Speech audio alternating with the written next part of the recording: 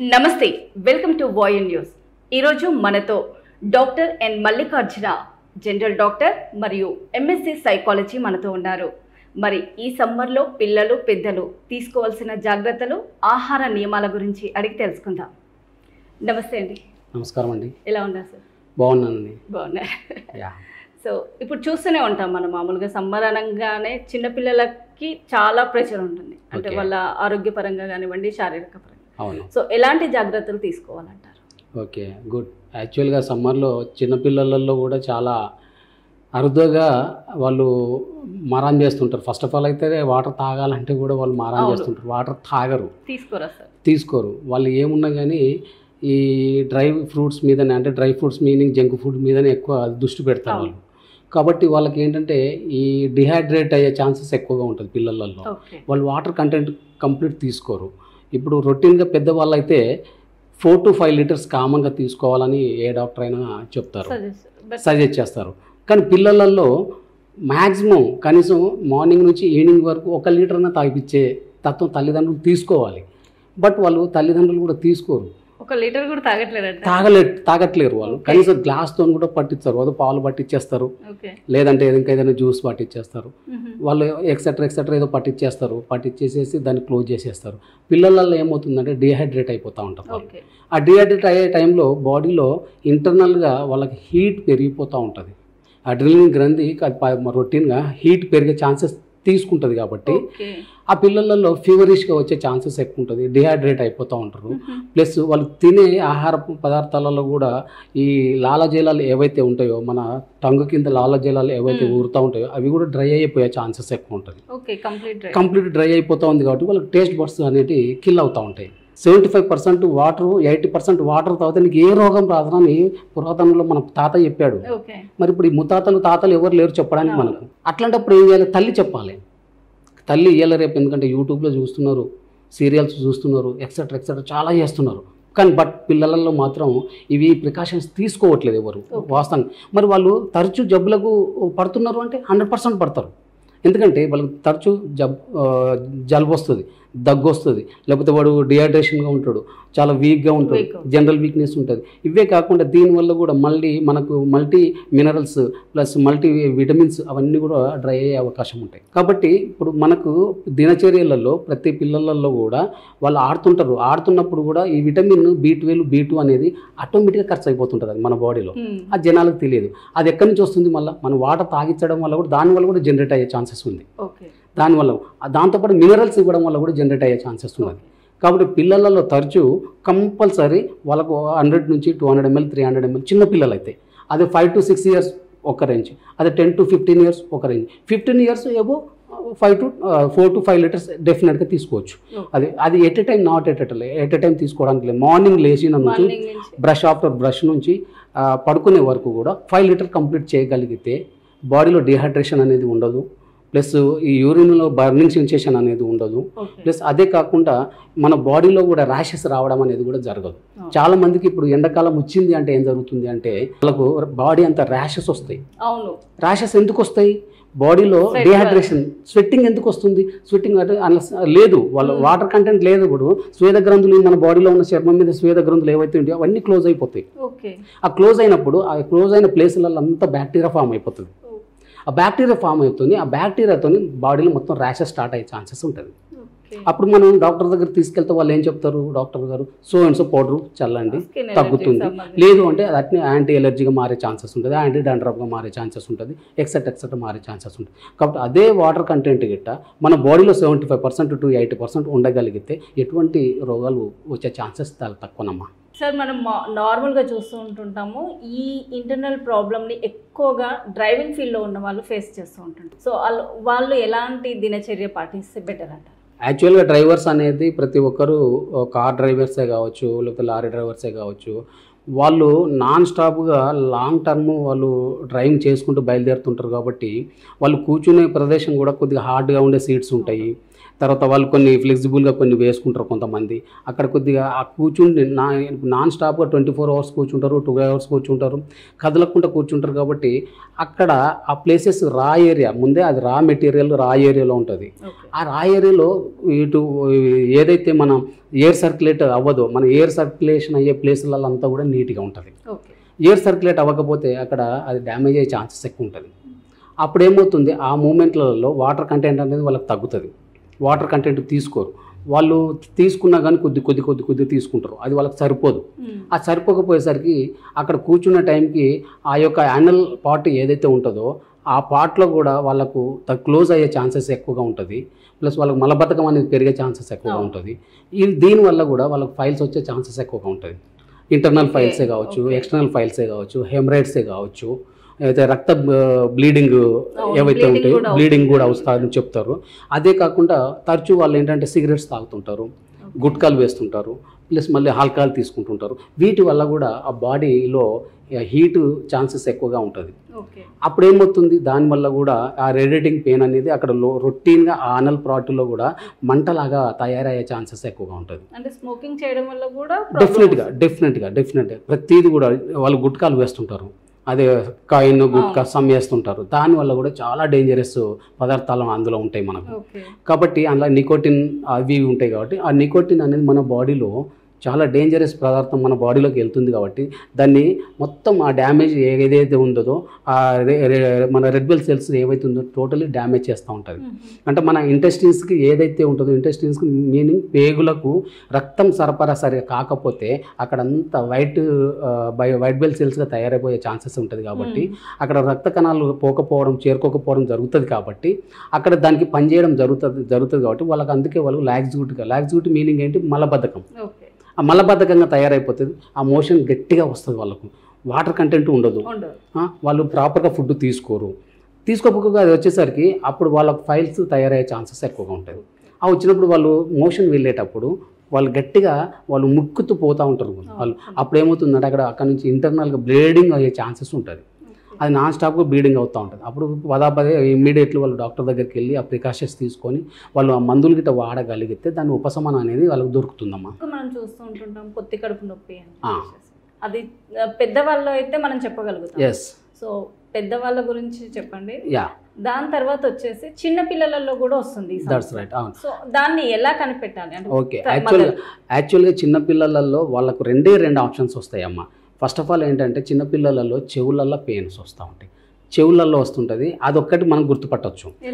అది ఎలా అంటే చెవులకి ఏంటంటే చెవులలో డివాక్స్ అనేది ప్రతి ఒక్కరికి లోపల మలినాలు తయారయ్యే ఉంటుంది. దానివల్ల పెయిన్ వస్తూ ఉంటుంది వాళ్ళకి. ఆ పెయిన్ వచ్చినప్పుడు చిన్న పిల్లలు అంటే మరి చిన్నప్పుడు వాళ్ళు 2 to 3 years వాళ్ళకి సరిగ్గా చెప్పలేరు, కానీ ఏడుస్తుంటారు. ఆ టైంలో ఆ పెయిన్ వస్తుంది. కాబట్టి ఏడుస్తున్నప్పుడు ఆ తల్లికి కనిపెట్టాలి ఏ పెయిన్ వస్తుంది. లేదు అంటే కొంతమంది ఏంటంటే పిల్లలలో కడుపు నొప్పి వచ్చినప్పుడు ఆటోమేటిక్గా కడుపు పట్టేసుకుంటారు రొటీన్గా.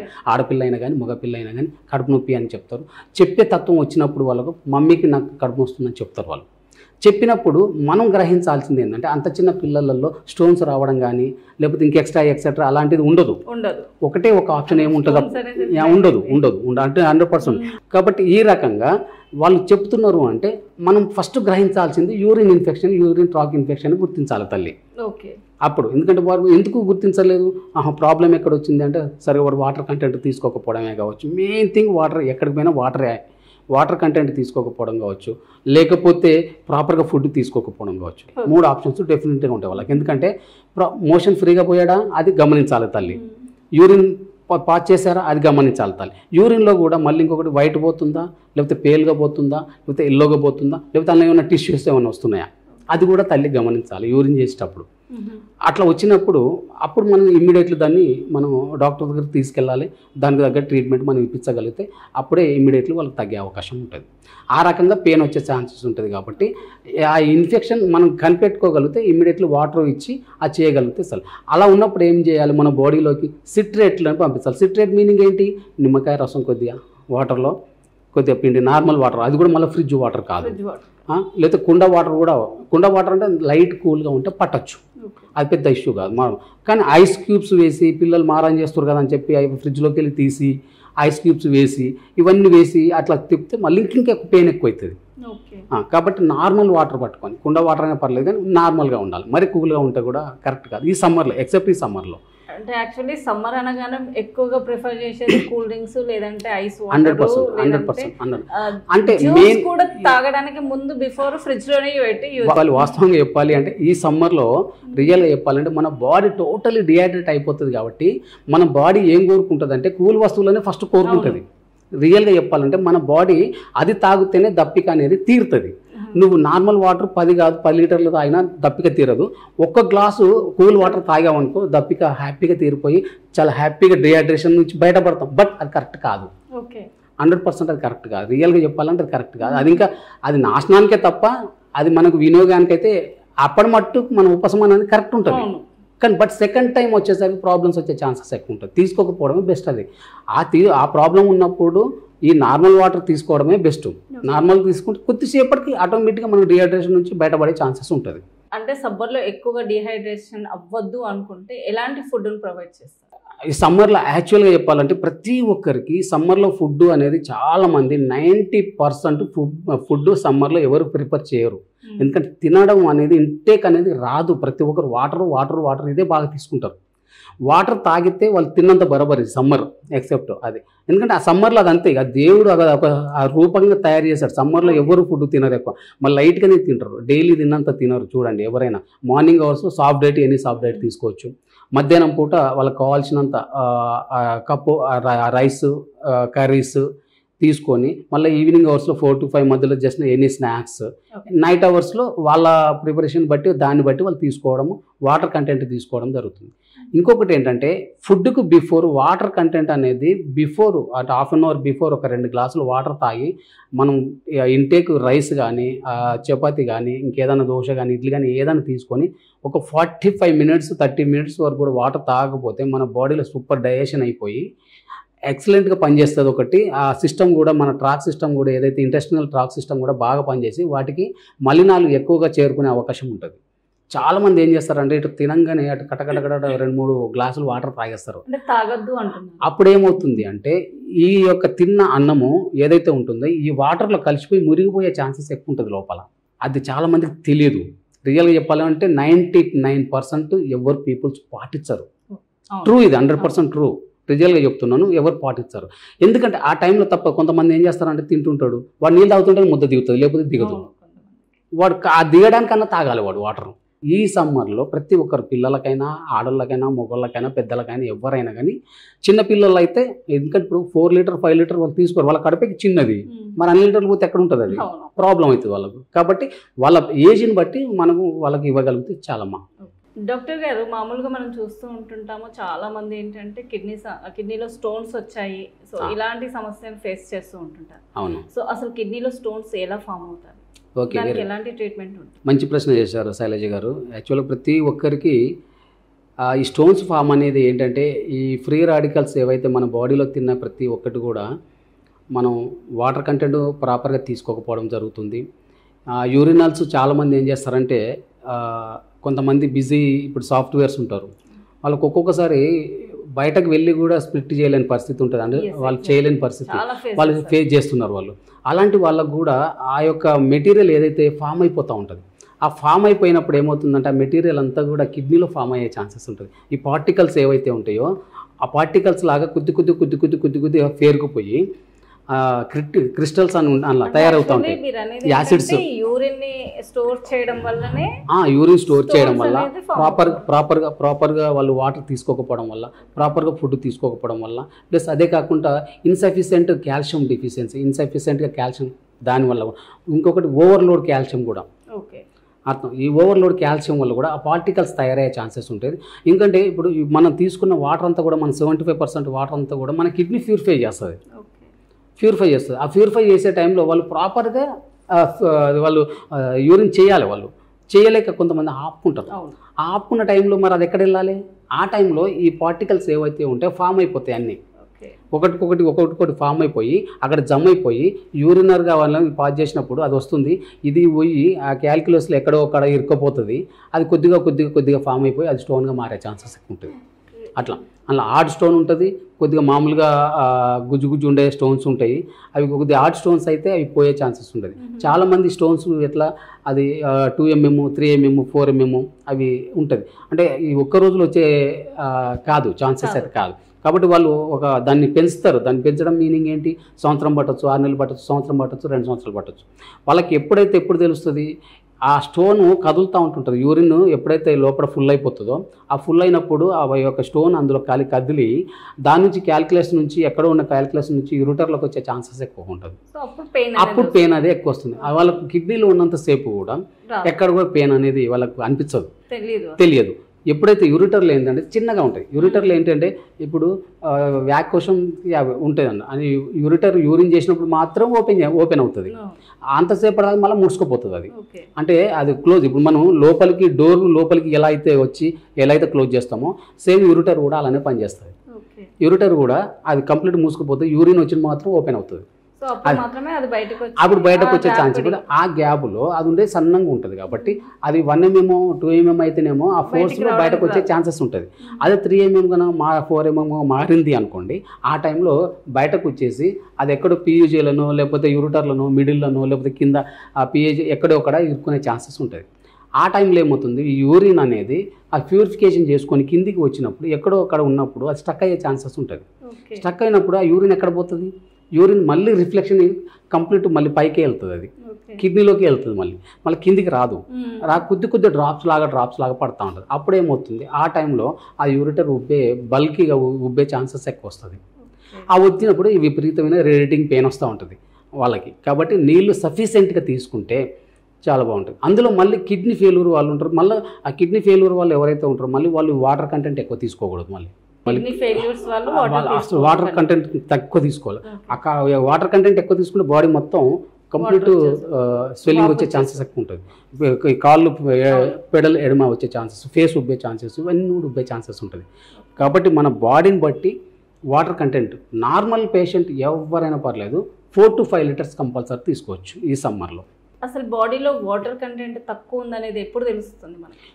ఎప్పుడు తెలుస్తుందంటే కంప్లీట్ మన ఫేస్లో కానీ మన బాడీలో కానీ డిహైడ్రేషను, జనరల్ వీక్నెస్, అదే కాకుండా మన బాడీలో కంప్లీట్ స్కిన్ అంతా కూడా డ్రైనెస్ కనపడుతూ ఉంటుంది. తెలిసిపోతుంది మనకు. అంటే డ్రైనెస్ ఉన్నది అంటే మన బాడీలో సఫిషియెంట్గా వాటర్ లేదు అని క్లారిటీగా అర్థమైపోతుంది. దాన్ని బట్టి మనం జ్యూస్లో, కోకోనట్ వాటర్లో, లేకపోతే ఇంకా ఈ వాటర్ కంటెంటో ఎనీ సెకండ్ అవర్లీ ఏదో ఒకటి తీసుకుంటా ఉంటే ప్రాపర్గా అన్నీ కలిపి మనం 4 to 5 లీటర్ తీసుకోగలిగితే చాలు. వాటర్ ఒక్కటే కావాలని వాటర్ ఒక్కటే తీసుకుంటే హ్యాపీ, కంప్లీట్ ఓరాయిలింగ్ అయిపోతుంది. మన బాడీలో ప్రతిదీ కూడా కిడ్నీస్ కావచ్చు, లివరే కావచ్చు, ఇంకా స్ప్లీనే కావచ్చు, ఎక్సెట్రా కంప్లీట్ ఎక్కడంతా కూడా అదంతా టోటల్గా ఓరాయిలింగ్గా మంచిగా క్లీన్ చేసుకుంటూ బయటకు వచ్చే ఛాన్సెస్ ఎక్కువ ఉంటుందమ్మా. సో అంటే ఇప్పుడు మనము యూరినల్ గురించి మాట్లాడుకున్నాం. ఓకే. తర్వాత వచ్చేసి దీంతో పాటు గ్యాస్ట్రిక్ ప్రాబ్లమ్స్ కూడా వస్తుంటాయి. అవును, వస్తుంటుంది కంపల్సరీ. అది కూడా ఇంపార్టెంట్. దీనికి ఏమైనా సంబంధం ఉందంటారు?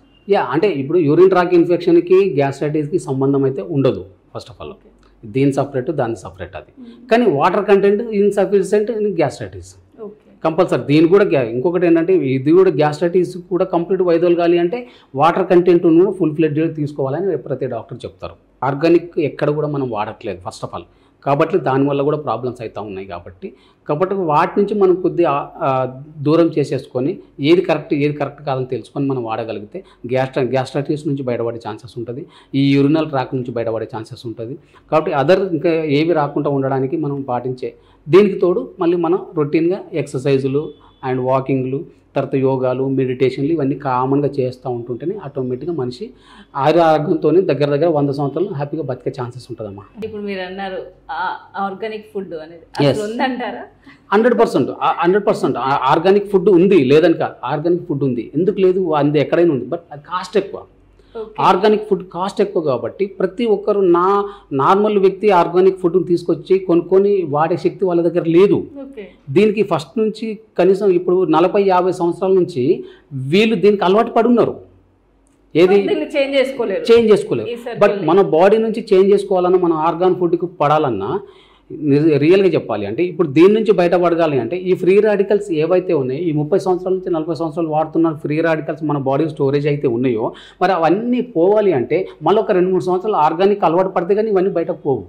కానీ యాక్చువల్లీ ఇప్పుడున్న జనరేషన్లో హెల్త్ గురించి పట్టించుకొని మంచి హెల్తీ ఫుడ్ తినాలి అనే థాట్స్ కూడా లేవు పబ్లిక్లో. లేవు అంటే ఇప్పుడు మన దినచర్యలు చేస్తున్నాను ఆర్థిక పరిస్థితి చాలా ప్రతి ఒక్కళ్ళు దెబ్బతిన్నదమ్మా 100%. ఎందుకంటే వాళ్ళ దగ్గర డబ్బు, కొంతమంది డబ్బు లేదు, ఉన్నవాళ్ళు లేదు 100%. ఎవరు ఉన్నవాడు తింటున్నాడు, మరి లేని వాని పరిస్థితి ఏంటి? ఉన్నవాడు ఉంటున్నాడు, లేడని కాదు, అంత డబ్బు ఉన్నవాడు హ్యాపీగా ఉంటున్నాడు, హ్యాపీగా వాడు టైంకి తీసుకుంటున్నాడు, అన్ని న్యూట్రిషన్ ఫుడ్ తీసుకుంటున్నాడు, ఎక్కడైనా కానీ సఫిషియెంట్గా తీసుకుంటున్నాడు, ప్రాబ్లం లేదు. కానీ లేని వాని దగ్గర ప్రాబ్లం వస్తుంది కదా.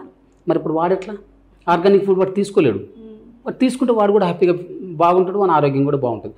కాబట్టి కానీ ఉన్న దాంట్లో వాడు ఆర్గానిక్ ఫుడ్గా తీసుకొని ఏది మంచి ఏది చేయడానికి కనుక్కొని తీసుకోగలిగితే వాడు కూడా ఆరోగ్యం నుంచి బయటపడే ఛాన్సెస్ ఎక్కువ ఉందమ్మా. డాక్టర్స్లలో కూడా ఈ మధ్య కొంతమంది కల్తీ డాక్టర్స్ అని వస్తున్నారు. సో పబ్లిక్ ఏంటంటే ఎక్కడ తక్కువ ఫీజుతో మాకు ట్రీట్మెంట్ జరుగుతుందా అనే విషయంలో ఉన్నారు. మీరే అన్నారు ఇప్పుడు ఆర్థికంగా వెనకబడిన వాళ్ళు ఏంటి, ఎంత తక్కువ ధరలో దొరికితే అంత తక్కువ దగ్గరికే వెళ్ళిపోతుంటారు. అంటే ఇప్పుడు వాస్తవంగా చెప్పాలంటే ప్రతి ఒక్కరు కూడా రియల్గా చెప్పాలంటే డాక్టర్ దగ్గరికి వెళ్ళేటప్పుడు డాక్టర్ని కూడా చూడాలి, వాళ్ళు డాక్టర్ గారు ఎలా మాట్లాడుతున్నారు మాతో. రీసెంట్గా చూసే ఉంటారు ఒక లేడీ దొంగ డాక్టర్ అని చెప్పేసి చాలా హల్చల్ అయింది. ఆమె దగ్గర 15 years ట్రీట్మెంట్ ఇస్తూ వచ్చింది. అదే వస్తుంది అదే ఇప్పుడు డాక్టర్ని కూడా వాళ్ళు పసిగట్టాలండి. వచ్చిన వాళ్ళు కూడా డాక్టర్ గారు కూడా వాళ్ళు మాట్లాడుతున్నది ఏంటిది, ఎలా మాట్లాడుతున్నారు, మరి వీళ్ళ దగ్గర స్టఫ్ ఉందా లేదా, ఉన్నారు అంటే ఉన్నారు అని కాదు, ఎవరు అట్లా గుడ్డిగా నమ్మడం అని కాదు. ప్రతి ఒక్కరు కూడా అవగాహన ఉన్నది. ఇవాళ రేపు తెలియని వాళ్ళు ఎవరూ లేరు మార్కెట్లో. ఎందుకంటే ప్రతి ఒక్కరు కూడా యూట్యూబ్లో వస్తున్నది,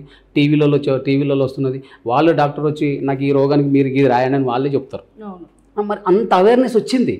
అంత అవేర్నెస్ వచ్చినప్పుడు ఇంకెందుకు భయం? ప్రాబ్లం లేదు. భయం అని కాదు, అంటే గుర్తించాలి కదా.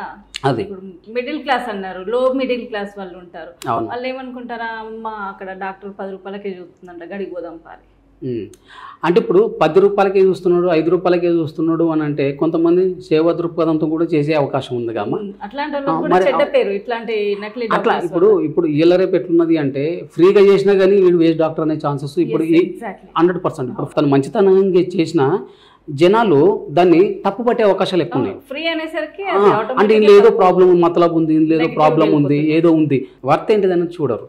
మరి అది కరెక్ట్ తెలుసుకోగలిగితే ఎవరైనా ఒకటే. ఇంకో అది సేవా దృక్పథంతో రావచ్చు మార్కెట్లోకి. అది 5 రూపీస్ ఫ్రీగా చేస్తే ఎందుకు, కనీసం దేనికో దానికో 5 రూపీస్ అంటే ఏదో మెయింటెనెన్స్కు దేనికో పనికి వస్తుందని ఫ్రీగా ఆ సేవా దృక్పథంతో రావచ్చు, చేయొచ్చు. అది పెద్ద నాటే ఇష్యూ కదమ్మా. అది ఎవరిష్టం వాళ్ళు. సపోజ్ నేను చేయాలనుకుంటున్నాను సేవా దృక్పథం, కొంతమంది నేను చేయాలని అనుకుంటున్నప్పుడు చేయొచ్చు. కానీ ఏంటిది కరెక్ట్ అన్నది డయాగ్నోసిస్, వచ్చిన పేషెంట్ డయాగ్నోసిస్ కరెక్ట్ తెలుసుకొని వాళ్ళు కరెక్ట్ ట్రీట్మెంట్ ఇవ్వగలిగితే ఎటువంటి ప్రాబ్లం వచ్చే ఛాన్సెస్ తక్కువ. నైట్ చద్దన్నాన్ని పెట్టి పెరుగులో కలిపి ఎర్లీ మార్నింగ్ తినడం వల్ల మంచి డైజెషన్ 100% అది వాస్తవం. అదే నిజంగా చెప్పాలంటే అందులో కొన్ని వాళ్ళు పచ్చిమిర్చి వేసుకుంటారు, పచ్చిమిర్చి వేసుకొని దాన్ని నైట్ వేసేసి మంచి కలిపి గురిగి ఉంటుంది అన్నట్టు. గురిగి అంటే చిన్న కుండలాగా ఉండి దానిలో వేసి ఉట్టి మీద పెట్టేది ఒకప్పుడు. ఉట్టి మీద పెట్టి తెల్లారి వాళ్ళు 5 గంటలకు లేచి పొలాలకు పోయేటోళ్ళు, పార పట్టుకొని. అప్పుడు ఆ సద్దన్నం మంచిగా తినేసి కడుపు నిండా వాళ్ళు, మనమే ఇప్పుడు ఇడ్లీలు దోశలు ఇవి తింటున్నాం, కానీ వాళ్ళు తినేది ఈ సద్దన్నమే తినేవాళ్ళు. ఈ సద్దన్నంలో మంచి ఈ నైట్ అంతా వేసుకున్నది తర్వాత ఇప్పుడు మనము మ్యాంగో కోచి దాన్ని మ్యాంగో చట్నీ పెట్టేసి ఒక 3-4 రోజులు పక్కన పెడితే దాన్ని ఊరుతుంది అని అంటారు. సేమ్ అదే యాజ్ ఇట్ ఈజ్ ఈ సద్దన్నం కూడా ఊరి అందులో మలినాలు ఎక్కువ, విటమిన్స్ ఎక్కువ, ఇవన్నీ వచ్చే ఛాన్సెస్ ఎక్కువ ఉంటుంది. అందుకే చూడు వాళ్ళు ఎంత గట్టిగా ఉంటారు. వాళ్ళు పొద్దుటి నుంచి ఎండలో కూడా ఆ ఒడ్లు ఎక్కుకుంటూ ప్లస్ ఎండలో కూడా ఇంత చెమట రాకుంటూ ఉండడానికి కూడా కారణం అదే. ఇప్పుడు ఆ ఫుడ్ మనకు దొరకట్లేదు. నిజంగా చెప్పాలంటే అది 100% కరెక్ట్. అది వాసన తినాలి, అదే తింటే వాళ్ళకి ఏ రోగాలు రావు. కాబట్టి ప్రతి ఒక్కరూ మీరు పాటించాల్సింది మార్నింగ్ నుంచి ఈవినింగ్ నేను చెప్పేది ఏంటంటే ఈ వాటర్ కంటెంట్ని మాత్రం 100% మీరు మర్చిపోవద్దండి. ఈ సమ్మర్లో కంపల్సరీ డిహైడ్రేట్ కాకుండా ఉండడానికి వాటర్ కంటెంట్ని తీసుకోండి. అదే కాకుండా every second hourly coconut water తీసుకోండి. తర్వాత ఇంకా ఎన్ని జ్యూసెస్ తీసుకోండి. పులుపు వస్తువులు లేకుండా ఏవైనా తీసుకున్నా పర్లేదండి, పిల్లలు కానీ పెద్దలు కానీ. షుగర్ ఉన్న వాళ్ళైతే షుగర్లెస్ జ్యూసెస్ ఎన్ని తీసుకోవచ్చు, అది పెద్ద ప్రాబ్లం కాదు. ఇలా తీసుకుంటే మీ బాడీ డిహైడ్రేట్ అవ్వకుండా ఉంటుంది, ప్లస్ మన బాడీలో స్వెట్టింగ్ రావడం అనేది ప్రాపర్గా ఉండగలిగితే అలాంటిది ఏముండదు, నీరసం అనేది తగ్గుతుంది. అదే కాకుండా మన బాడీలో హీట్ కంటెంట్ కూడా పెరగకుండా ఉండడానికి ఇది ఒక అవకాశం ఉన్నది. ఫీవర్ కూడా రాకుండా ఉండడానికి కూడా ఇది ఒక అవకాశం ఉన్నది. కాబట్టి వాటి నుంచి తగ్గాలంటే మన బాడీని 100% 70 to 80% వరకు మన వాటర్ కంటెంట్ మన బాడీలో ఉంచుకోగలిగితే అప్పుడు మనకు ఉపశమనం అనేది కలుగుతుంది. కాబట్టి అందరూ ఆరోగ్యంగా ఉండడానికి ఇది ఒక అవకాశం ఉన్నదండి. చూశారు కదా, డాక్టర్ ఎన్ మల్లికార్జున గారు సమ్మర్లో ప్రతి ఒక్కరూ డీహైడ్రేట్ అవ్వకుండా తీసుకోవాల్సినటువంటి జాగ్రత్తల గురించి ఎంతో చక్కగా వివరించారు. సో అది చేస్తూ ప్రతి ఒక్కరూ వారి ఆరోగ్యం పట్ల శ్రద్ధగా ఉండాలని కోరుకుంటున్నాం.